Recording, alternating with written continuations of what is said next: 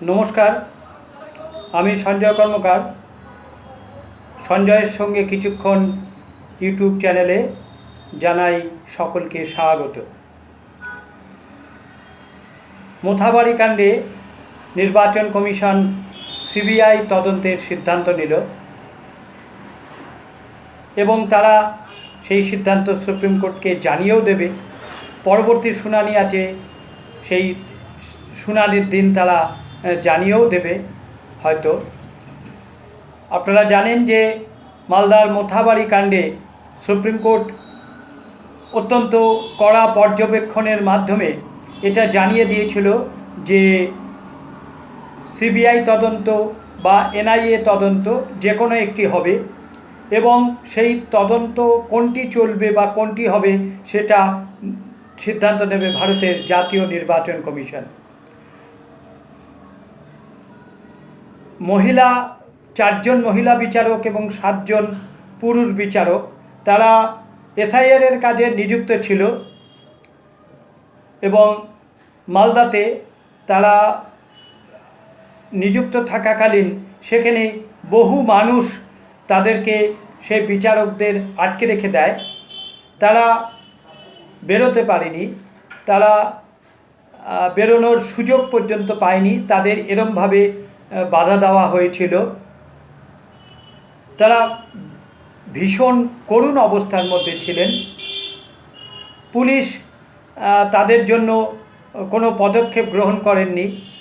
কলকাতা হাইকোর্টের প্রধান বিচারপতি, ডিজি, সিপি তাদেরকে ডেকে বিশেষ ব্যবস্থা নেওয়ার অনুরোধও করেছিলেন, কিন্তু হাইকোর্টের প্রধান বিচারপতির নির্দেশ থাকা সত্ত্বেও তারা দীর্ঘক্ষণ এই কাজ করতে অবহেলা করে এবং বিচারকদের উদ্ধার করতে যথেষ্ট সময় নেয়।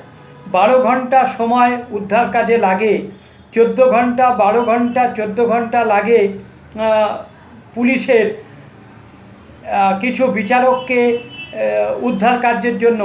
এটা খুব অবাক করা একটা ঘটনা বললেই মনে হয়। বিস্ময় জাগে, প্রশ্ন জাগে যে পুলিশ এত অবহেলা কেন করলো, কেন তৎপর হলো না বিচারকদের উদ্ধারের জন্য। পুলিশ কি করছিল এই 12 থেকে 14 ঘন্টা, যে ক্ষেত্রে নির্দেশ এসেছিল পুলিশ মহলে বা পুলিশের কাছে তাদেরকে উদ্ধার করার জন্য। ইতিমধ্যে সমাজ মাধ্যমে একটি ভিডিও ভাইরাল হয়েছে, সংবাদ মাধ্যমেও দেখা যাচ্ছে যে একজন মহিলা বিচারক আর্তনাদ করছেন, তিনি কাঁদছেন, তিনি বলছেন যে আমার বাচ্চা আছে, হাইকোর্টকে বলছি, হাইকোর্টের রেজিস্ট্রারকে বলছি, অনুরোধ করছি আমার যদি কিছু হয়ে যায় হাইকোর্ট যেন আমার বাচ্চাদের দেখে, আমার সন্তানদের দেখে। কি করুণ অবস্থা, কি করুণ আর্তনাদ।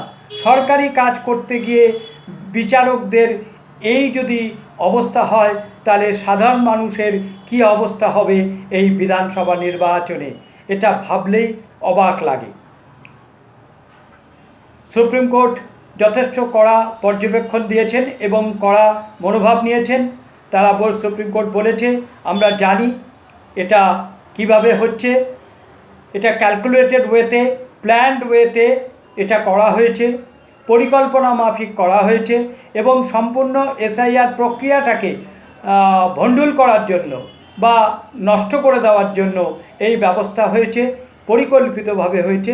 কেউ বা কারা এটা পরিকল্পনা করে এই বিচারকদের আটকে রেখেছে, ভোটারদের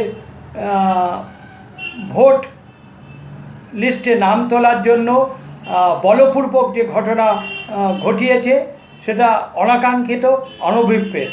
সুপ্রিম কোর্টের প্রধান বিচারপতি এও বলেছেন যে আমরা জানি, আমরা বুঝি যে কে এই ঘটনাটি ঘটাচ্ছে বা কারা ঘটাচ্ছে, কী কারণে ঘটাচ্ছে।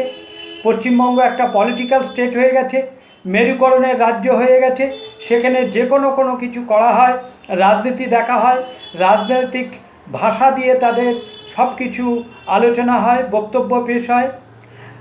সুপ্রিম কোর্ট যেখানে দায়িত্ব নিয়েছে এই কাজটি করার জন্য এবং বিচারকরা যে কাজটি করছে সেই কাজটাও ভণ্ডুল করবার জন্য বিচারকদের ওপর হেনস্থা করা হচ্ছে বা বিচারকদের এভাবে অন্যায়ভাবে আটকে রেখে তাদেরকে কষ্ট দেওয়া হচ্ছে, এটা মোটেই কাঙ্ক্ষিত নয়।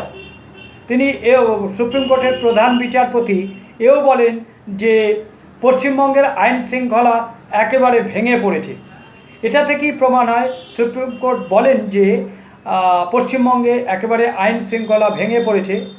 সেই শুনানির সময় তখন কপিল সিব্বাল বলেন যে এই লাইনটি যেন বাদ দেওয়া হয়, এই লাইনটি যেন অর্ডারে রাখা না হয় যে আইন শৃঙ্খলা একেবারে ভেঙে পড়েছে। তাহলে এর প্রভাব সুদূর প্রসারী হবে। এটা বুঝতে পেরেই কপিল সিব্বাল বারবার প্রধান বিচারপতিকে অনুরোধ করেন যে আপনারা অর্ডারে এটা লিখবেন না যে পশ্চিমবঙ্গে আইন শৃঙ্খলা একেবারে ভেঙে পড়েছে, কোনো আইন শৃঙ্খলা নেই। যাই হোক, কিন্তু তার থেকেও বিস্ময় লাগে যে নির্বাচন কমিশন পূর্ববর্তী যেসব ডিজি, সিপি, মুখ্য সচিব তাদেরকে তো সরিয়ে দিয়েছিল, এবং নির্বাচন কমিশন পরবর্তী নতুন ডিজি, সিপি, মুখ্য সচিব, স্বরাষ্ট্র সচিব স্থলাভিষিক্ত করেছিল পূর্ববর্তীদের বদলে। তাহলে নির্বাচন কমিশনের নিযুক্ত ডিজি, সিপি, স্বরাষ্ট্র সচিব তারা কেন ব্যবস্থা নিলেন না? এটাও একটা বিস্ময়ের বিষয়। কী এমন কাণ্ড ঘটল যে বিচারকরা এরম অসহায়ের মতন পড়ে রইলেন একটা জায়গায়, এতগুলো বিচারক সরকারি কাজে এবং এসআইআরের কাজে, এবং তাদের করুণ আর্তনাদ কেন পুলিশের কানে গেল না বা পুলিশ কেন শুনতে পেল না? 12 ঘন্টা থেকে 14 ঘন্টা লাগলো তাদের উদ্ধার করতে। সত্যি পশ্চিমবঙ্গের পুলিশ নিয়ে প্রশ্ন থেকেই যায়, প্রশ্ন থাকেই, কিন্তু এই প্রশ্নের সমাধান কবে হবে জানা নেই। কিন্তু এই মুহূর্তে যেটা বড় খবর, যে মোথাবাড়িতে সুপ্রিম কোর্ট বলেছিল যে এনআইএ তদন্ত বা সিবিআই তদন্ত, যে কোনো একটা তদন্ত হবেই হবে, এবং সেটা জাতীয় নির্বাচন কমিশন সিদ্ধান্ত নেবে কোন তদন্তটি হবে। আজকে নির্বাচন কমিশনের ফুল বেঞ্চ মিটিং করতে বসেছিল, এবং সেখানে পশ্চিমবঙ্গের সিইও উপস্থিত ছিল। তারা এই সিদ্ধান্তটি নিয়েছে যে এই মোথাবাড়ি কাণ্ডে সিবিআই তদন্ত হবে, এবং তারা সেটা সুপ্রিম কোর্টকেও জানিয়ে দেবে। জানা যাচ্ছে যে সেখানে একজন কলকাতার হাইকোর্টে প্র্যাকটিসরত একজন আইনজীবী সেখানে ছিলেন। তিনি তাদেরকে নেতৃত্ব দিয়েছেন, তাদেরকে উৎসাহিত করেছেন এই আন্দোলন করার ক্ষেত্রে বা বিচারকদের আটকে রাখার ক্ষেত্রে, এটা জানা যাচ্ছে। কিন্তু জানা গেল পুলিশ কেন ব্যবস্থা নিল না, এটাই রহস্যের। যাই হোক, আশা করি সিবিআই তদন্ত হবে এবং তাতে প্রকৃত অপরাধীদের ধরা হবে, এবং কেন, কী কারণে এইটি ঘটলো বা কারা পরিকল্পিতভাবে এটা করলো নিশ্চয়ই জানা যাবে। আমরাও জানতে আগ্রহী, নিশ্চয়ই আমরাও জানতে পারবো পরবর্তী সময়। আজ এই পর্যন্তই। পরবর্তী সময় আবার পরবর্তী ভিডিও নিয়ে উপস্থিত হব। সবাই ভালো থাকবেন, আমার চ্যানেলটিকে সাবস্ক্রাইব করবেন, লাইক করবেন এবং মতামত প্রদান করবেন। নমস্কার।